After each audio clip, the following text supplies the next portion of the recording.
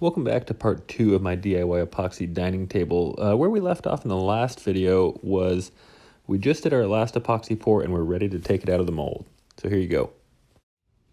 Epoxy says it's fully cured after about 72 hours. I like to give it a week just to make sure everything is fully cured. And I mentioned before that I use silicone on putting these together, which is why it was so hard to take off. If I would have used the caulk, it would have come off in one big piece, but ended up having to beat these edges to get them off. So again, lesson, use the fast dry caulk, not silicone. If you watched my last video, you saw me go up to Creative Woodworking in Portland, and here I'm doing it again for, I think it's 120 bucks an hour, 60 bucks for a half hour. You can use their awesome array of industrial equipment. This 48-inch planer saved me days of using my hand router sled or however I would have tried to get this flat. So I really appreciate them letting me come in and use their shop. You probably noticed I planed that first side with the form still attached to it, and I did that so it had a nice flat base. And you're going to see a lot of epoxy underneath this table, which I don't mind. It helped make it easier going through that planer. So that's a thin layer of epoxy that we're going to plane off now. Once the sander hits this epoxy, it makes it really evident how much epoxy was on there. Only took a few passes though. Notice that really cool oscillation feature that this sander has, the zigzags there. It gave a really clean finish to these. I could obviously square this table up at my house with my Festool track, but while I'm here, I have access to this sliding table saw, which is more accurate, faster, gonna give a little cleaner cut. It can go up to a 22-inch blade, by the way, I learned last time. Probably won't need a 22-inch blade for this table, but nice to know it's there if you need it.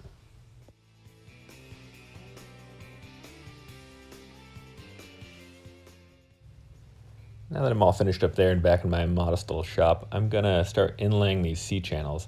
I have a separate YouTube video out about doing these Canadian woodwork style C-channels.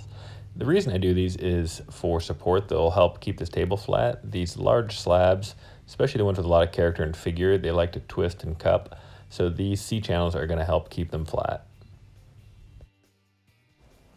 I really recommend you watch my other video on these steel C-channels.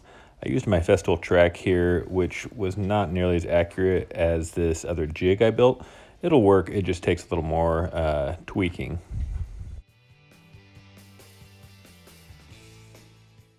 Since I want these C-channels to sit flat, I'm going to route out the thickness of the top plate, and that way they'll click right down in there flush.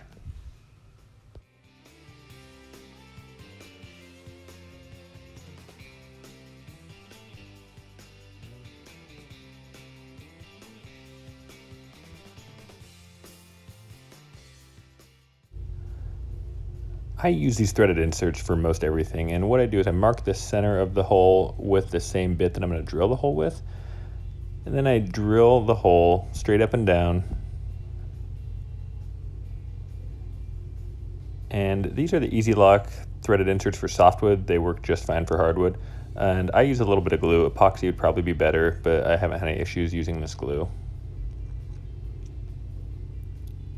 Clicks down there nice and flush, and I do not know how to say the name of those bolts, but they are great to use for these. This is also another good tip I learned, is covering your pieces with plastic when not in use. It'll help keep everything flat. Everybody's favorite time, sanding. Takes a lot of sanding to get these done right. The pencil marks are great for tracking your progress, and here are the sanding steps that I did to do this table. I could probably have gone to 220 if I wasn't doing the epoxy, but the epoxy tends to show those really fine scratches a little bit more than the wood, so I went all the way to 320. Also, if you want a slightly rounded corner but you don't want a big half-inch round or 1-inch round radius, get this little 1/4-inch bit. It saves your fingers tons of time on the sanding and gives you a really nice, professional, consistent look across the entire table. Here's some good tips on how to fill these small gaps. And you're always going to have these little gaps that need filling, these little holes that didn't quite get filled in the main epoxy pour. This is probably the biggest small gap that I had, and this is because we planed it down and exposed a little bit larger gaps. But I'll show you here in a second how I fill some of the really tiny gaps, which are oddly some of the hardest to fill.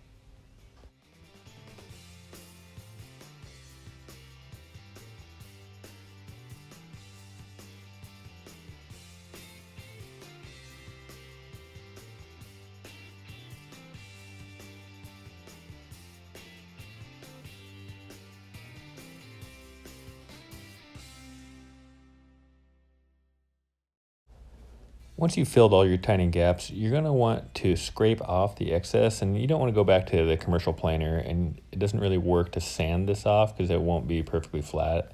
It'll sand it uneven. So I use this backhoe, I think that's how you say it, scraper. Has a carbide blade and does a really nice job at getting it nice and flat without damaging the wood or scraping the epoxy. Does take a lot of work though. You'll see how much I removed here, and this was just one portion of the slab.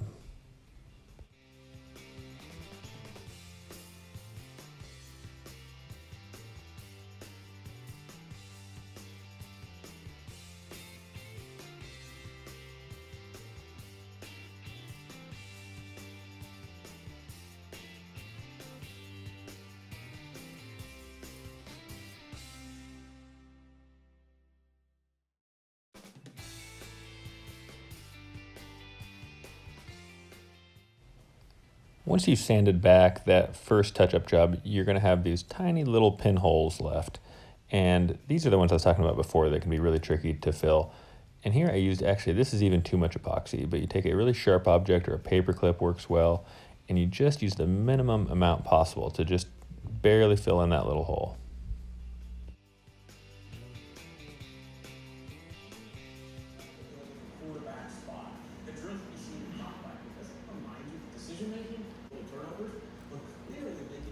For those of us that like to own every possible tool, this is a chisel plane by Lee Nielsen, and it works really well for removing the epoxy before it's fully cured when it's nice and soft.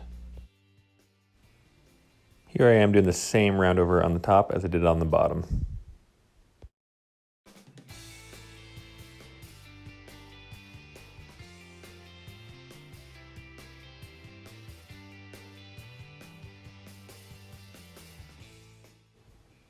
As far as mounting the legs, I just wanted to make sure they were perfectly centered, and then I'm going to do the same threaded inserts that I did on the C channel.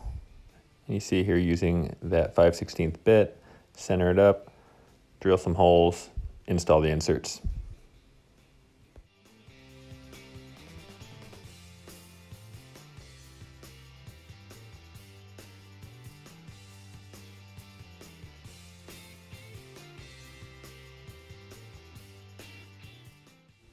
Now that I got the inserts in and the top sanded to 320 along with the bottom sanded to 320, I am all ready to go to finish.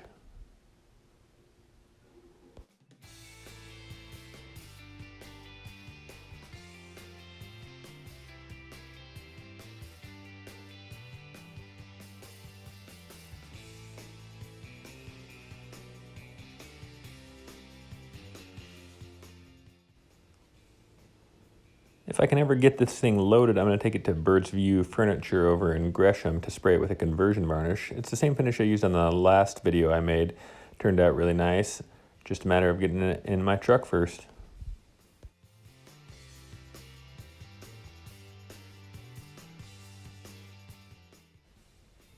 It took Jeff over there at Bird's View a lot more work than it looks like here, but after it's all done, I'm unloading it.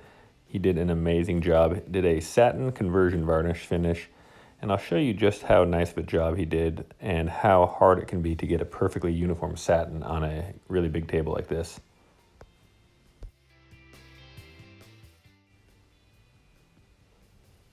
This light really gives you a good example of that satin sheen. When I come around the other side, you'll really get to see the color of the wood and how amazing it looks. Again, this Claro walnut slab from Gobi Walnut. Couldn't be happier with how this turned out.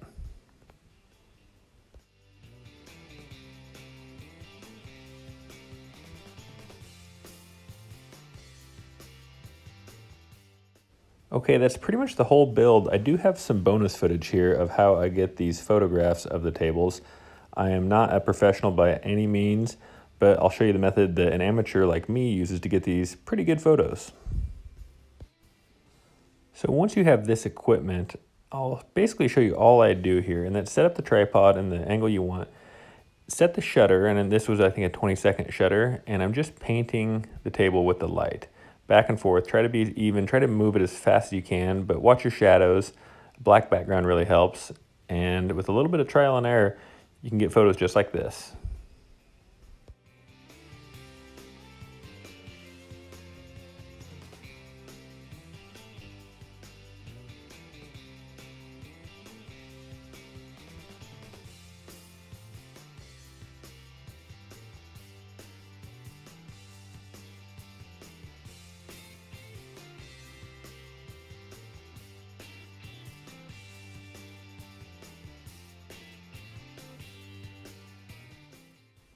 You will need some basic editing like Lightroom or a similar software, but with a little bit of practice, it's really not that hard to get photos just like this.